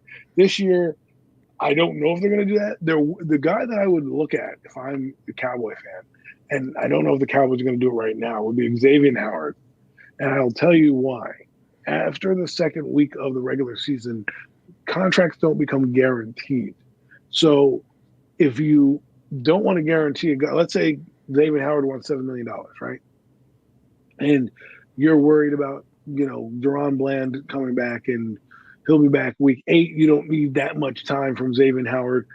You sign him week 2. He plays till about week 8. You pay him $1 million. But guess what? You're not on the hook if he plays, like, let's say 3 games, and you paid him $1 million, and you gave him out of that $1 million $300,000. You're not on the hook for that $700,000 guaranteed. You're just on the hook for the $300,000, which leaves you in your salary cap of $700,000. I'm doing big basic math, but what I'm saying is, think about it like that. So, like, some of these rosters right now are, let me get by to week 2, and then if there's any veteran out there that I can have for cheap, where I don't have to guarantee his money, that's a guy you might want to bring in. Or worst case scenario, they'll trade a guy. The Cowboys are a winning franchise. They understand that their draft picks they don't necessarily need a 3rd-round pick. That can go to somebody else. If they need to find a safety or a corner, I'm sure they will make that move if necessary. They are gearing up to try to win a Super Bowl. And I believe that Mike Zimmer is now going to utilize the players the way they need to play. There was also another guy that they mentioned here, because they asked why didn't they get another linebacker, and I think the reason why is they moved Chauncey Golston apparently to play linebacker, defensive end, and D tackle. So he's going to kind of play a hybrid role out there. So that's why they didn't go out and get another edge player, but they did bring in Linval Joseph, who I think is interesting, because you're basically, he's going to be either the starter or backing up Mozzie Smith. They also got Jordan Phillips, so they're trying to beef up that run defense. That's what really kills them in a lot of their games. So if they can stop the run with Mike Zimmer, free up Micah Parsons to do what Micah Parsons does well, and that's fucking rush the passer and don't take him out of the game. I never understood that with Dan Quinn. This is the best fucking pass rusher in the game, and on crucial moments in the game, he's sitting there taking series off. That just seems so stupid to me. So Mike Zimmer has kiboshed that. I think they're going to be more aggressive. They got Eric Kendricks in the middle, who, if you don't know who he is, he played with Mike Zimmer with the Minnesota teams that had solid defenses in the mid 2010s to the early 2020s, where they had almost top 10 defenses and scoring defenses, and they played really big. So they had Daniil Hunter in that defense. So they had a lot of the what you're going to see on the Cowboys is going to look very similar to what the Vikings did back in their day, and I think it's going to translate very well for them in terms of impactful plays, and they're going to put a lot of quarterbacks under siege. Well, I hope you're wrong, Adam, but I don't know. You might just be on to something there, buddy. You might just be on to something, bro. But go on, get ready. I mean, I don't have anything else to say about the Cowboys. We'll talk about them next week when we're previewing week 1 of the NFL season. Oh It my is God, I upon can't us, y'all. It believe is that. football season. We are here. It is back, baby. No more preseason, no more meaningless games. It all counts now. It's all gonna start counting starting next Thursday night, opening Oh up. my God, Season opens man. up in Kansas City, Missouri, with a banger of a game, Kansas City and Baltimore. I'm gonna have to be tuned in, have my popcorn ready for that one next Thursday night for sure. And my But chicken parm. I've been doing this for the last couple. I wasn't here last week, but just gonna go back right quick because, like I said, all I got right now is for the Giants. For anything for the real positive for me right now are the memories, and we are that countdown is steamrolling on ahead, man. It was down. It's down. We're down to 11 now. Went down to number 11 this week. Top 10 next week will be revealed next week. We all know who number 1 gonna be, but we also probably can make a good idea of some of the other guys that's gonna be in that top 10, especially once I reveal the names of 11 to 20. Of 11, yeah, 20, of 11 to 20 this week. It was a banger of a list, an absolute banger of a list. Quarterbacks' names are dropping in this group of what left from 11 to 20, man. Let's go. Starting at number 11. Number 11 on the countdown. The great Phil Simms, Super Bowl 21 MVP. The guy that coined the phrase, I'm going to Disneyland, Disney World, whatever one it is, he said, Disneyland. That's what it was, I Disneyland. think you said Phil them both, Simms, man, number actually. 11. Number 11 On the countdown, man, Phil Simms, I think arguably obviously one of the greatest quarterbacks in the history of the New York Giants, as he finds himself here at number 11. And I think it's safe to say at this point now there is only one other quarterback left on this countdown. And he's going to be That's in number front of 10, Phil folks, for Simms. 11 and 10. Get it? But at number 12 on this countdown was the great Y.A. Tittle before most of our times, I'm sure. But Y.A. Tittle definitely was an all-time great, one of the most iconic pictures you will see ever from an NFL picture is that the picture's in the Hall of Fame. I saw it when I was at the Hall of Fame, and I'm sure you've seen a picture with him on his knees, with the blood just pouring down his head. Another New York Y.A. Giant Tittle, quarterback man. had blood coming from his head, too. Interesting. Y.A. Tittle, man, iconic, man. Another much older guy at quarterback, man. Charlie Connolly, old guy from back in Oh, the my like. God. He was back even before Y.A. Tittle. He was old school. He's real old school. I wasn't all that familiar with him. I've heard the They don't name even have tape before. for that. They don't have NFL films. But Well, it didn't go that far back, people. Sorry. but business picked up at number 14 on this list, a name we're all going to be very familiar with. He is the all-time leading rusher in New York football Giant history. He left, on some rocky terms, but obviously he's trying to make things a little better now. He's been doing, making things a little better with the Maybe he organization just and shut up whatnot. then. Yeah, we're talking. You know who I'm talking about? Number 21, Mr. Tiki Barber, I coming used in to at number love Tiki Barber. 14 Wow. on this list. Another I used to old tune school in. guy I used to at tune 15. in just for Tiki Barber. I remember telling my pops once. He was like, "Man, you like Tiki Barber?" I said, "Man, he's must see TV for the New York Giants." But anyways, go on to 15. I'm sorry. At 15 was another older guy. I mean, way back in the day, older guy, Tuffy Lehman. He's from like the Good old 30s. Yeah, he's from the 30s. He was the New York. He may have been the New York Giants' first ever draft pick, if I'm not mistaken. He was selected in the first NFL draft ever that there ever was, and he may have been the New York Giants' first draft pick ever. I'm not sure how about that, but he was in the first draft. Tuffy. Wow. So First ever that's draft. Good God. way back in the 30s. The New York Giants. And The then New York Giants. Tuffy Lehman. and now That's how it was sounding on the we're radio. gonna get a little streak of some names you're gonna once again know. Everybody's gonna know. At number 16 on this list, he is the all-time leading receiver, yards, catches for the New York Football Giants. A well-dressed Amani Toomer. And coming in at number 16 on Chris this Burns. list. Thank you so much for that nickname. Thank you so much, Chris Burns. Like, that was like, when I heard that and the Giants were getting good, because Amani Toomer came up and he was a second-round pick, but you're like, and then he started to score touchdowns, and then 1999, I'm really into the Sunday Night Football. The well-dressed Amani Toomer. I'm like, yes, what a great name. And so, I'm just glad he's got a nickname, and, it was just fun to see. I was one of those guys as a kid. If the Giants were on Sunday Night Football highlights, we had a good game. We did something well. That's how it went. And then at number 17 on the list, and I don't know about this. I think this is a little. I think he should have been a little. I thought he was going to get in the top 10. Honestly, I thought this one was honestly to me because he's a top 10 guy for me personally. But he cracked 17 on the list, which is still impressive to be in the top 20. Period. I mean, yeah, that's impressive regardless. But number 17. Carl Banks, linebacker out of Michigan State. Oh, Carl Banks. I think Carl Banks. I used to love Carl Banks, and then he had Twitter.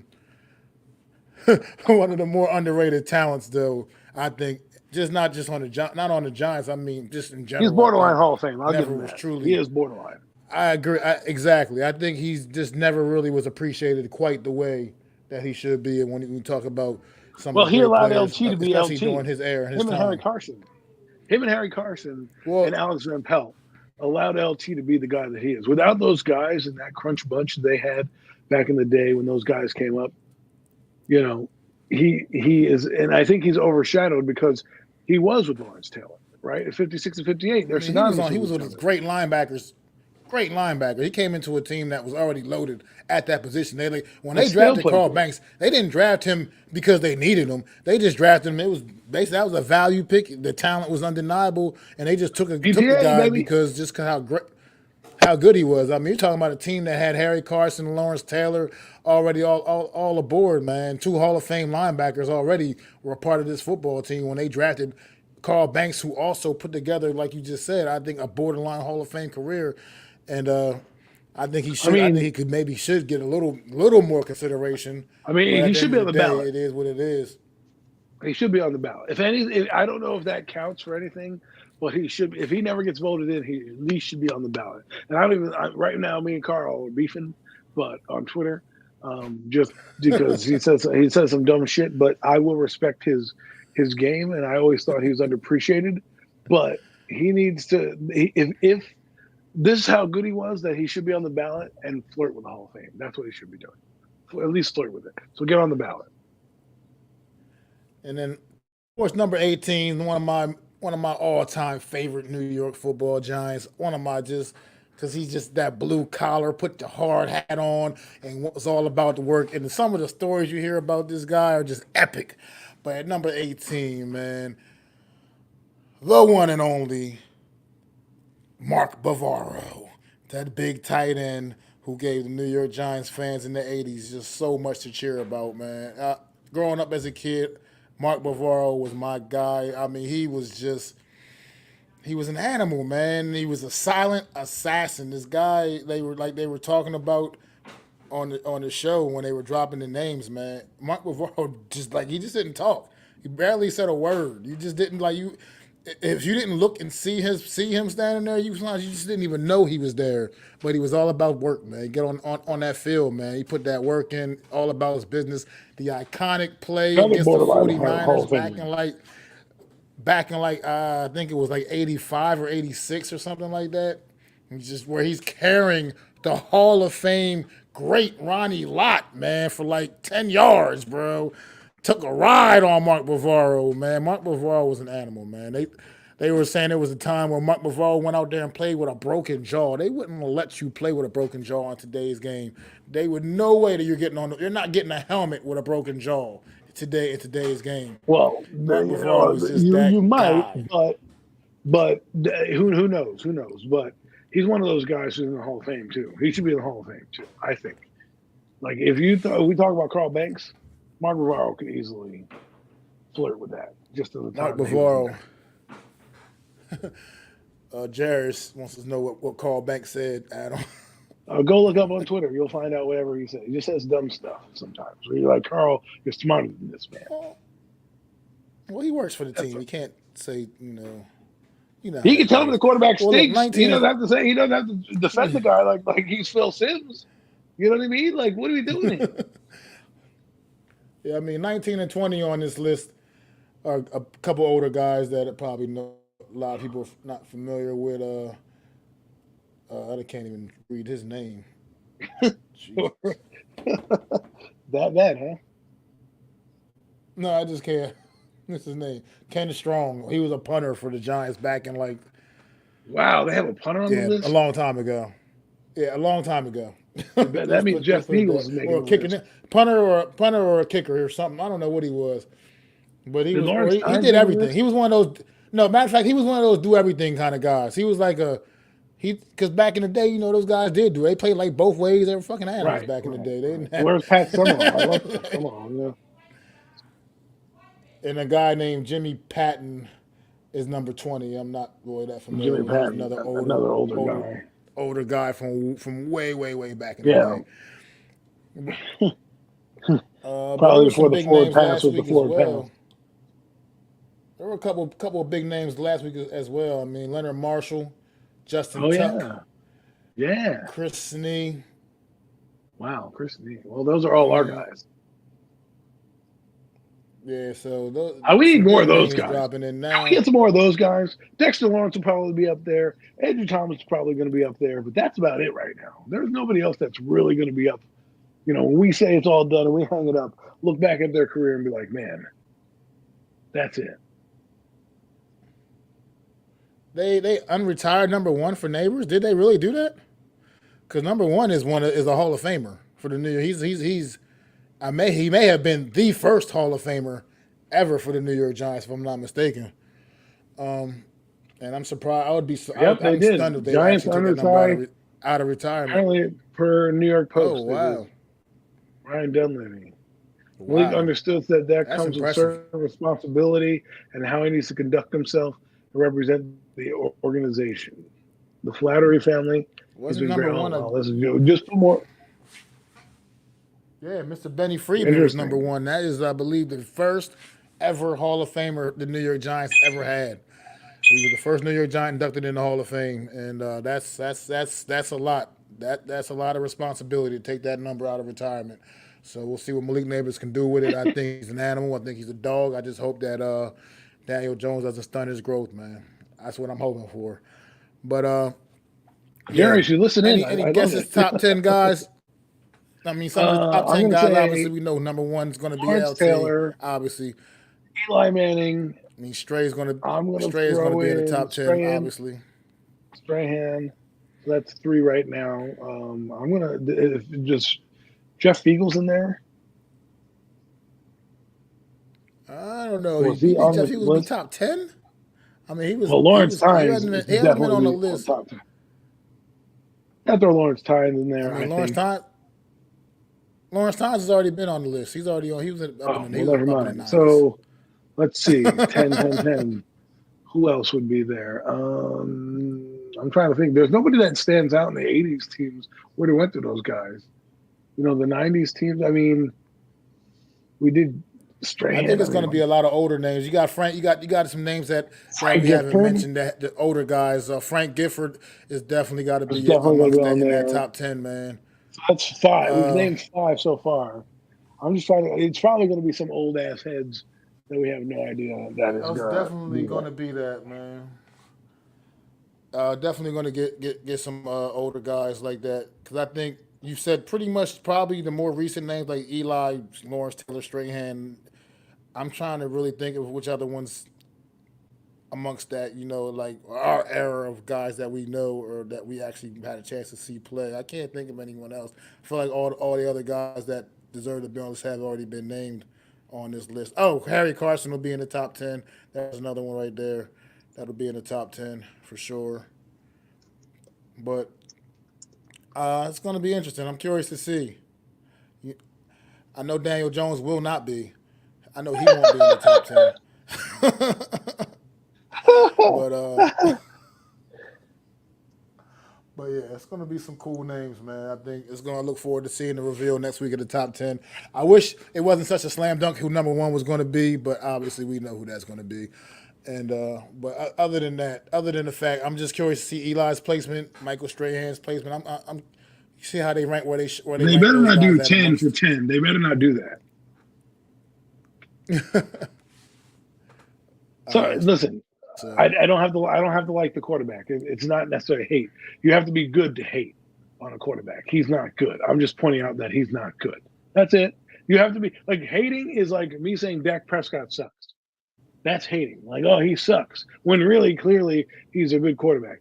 Talking about Daniel Jones and not liking him because he's garbage is not hating at all. It's just saying, I'm tired of trash. That's all it's saying. Because when you've done nothing I and you mean, ain't got nothing, you can't be hating on nothing. he's not even respected on video games, bro. I mean, even Madden even Madden's got all the rookie quarterbacks ranked ahead of Daniel Jones, like all of them.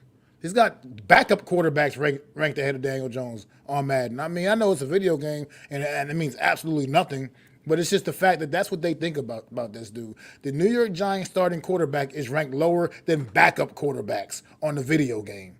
Like that's just But absolutely I'm ridiculous. but I would I'm say the that means villain though. absolutely But nothing. I'm the villain. But I'm the bad guy. it's just that's what we're dealing with. But Anyways, anyway, guys, it's been great. Another great show, man. I do appreciate you guys all once again tuning in to another edition of the Real we're back, Deal baby. NFC East Round-Up. Me and myself, Adam Costas. We are coming at y'all with we'll be coming back at y'all each and every Wednesday night, 5:30 p.m. Eastern Standard Time. It's about to ramp up as the season is now once again upon us. You're gonna get some talk about some real games and what we really know what's going on. Now we're gonna see everybody's best.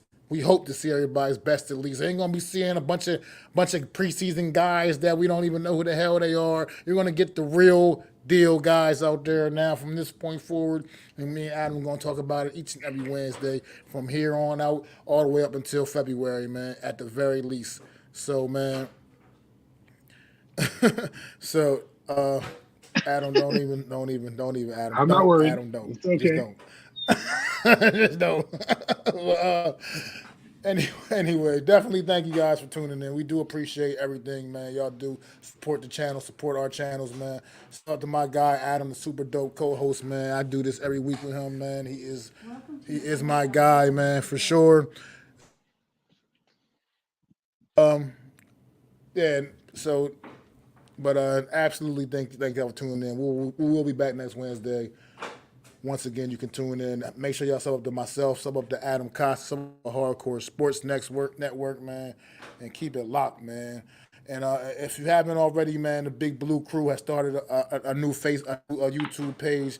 Definitely go and tune in and check their content out. All the content coming out on the Big Blue Crew's page, man, on YouTube. Just go to the Big Blue Crew.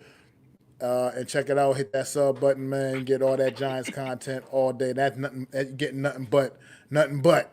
You know what I mean? You're gonna get that Giants content, man, and they're gonna give it to you live. So I am Mac the Giants fan.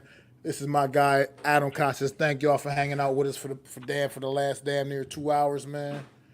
We'll see y'all next week, man. We appreciate y'all, man, and we will be back talking about previewing the regular season next Wednesday, man. Talking about everybody's matchups and everything they got going on, man. We'll see y'all then, man. So thanks once again for tuning in. Peace. Where is my clip at? I'm fucking up. Oh, there it is. I'd like to thank you all for listening. If you was feeling this, please take time to subscribe and smack them likes. Feel free to drop a comment and let me know what you think. Don't forget to ring that bell so you know when I'm dropping new content. It's your boy, Mac the Giants fan. You can find me on Twitter, YouTube, and Facebook at Mac the Giants fan. That's MacDa Giants fan.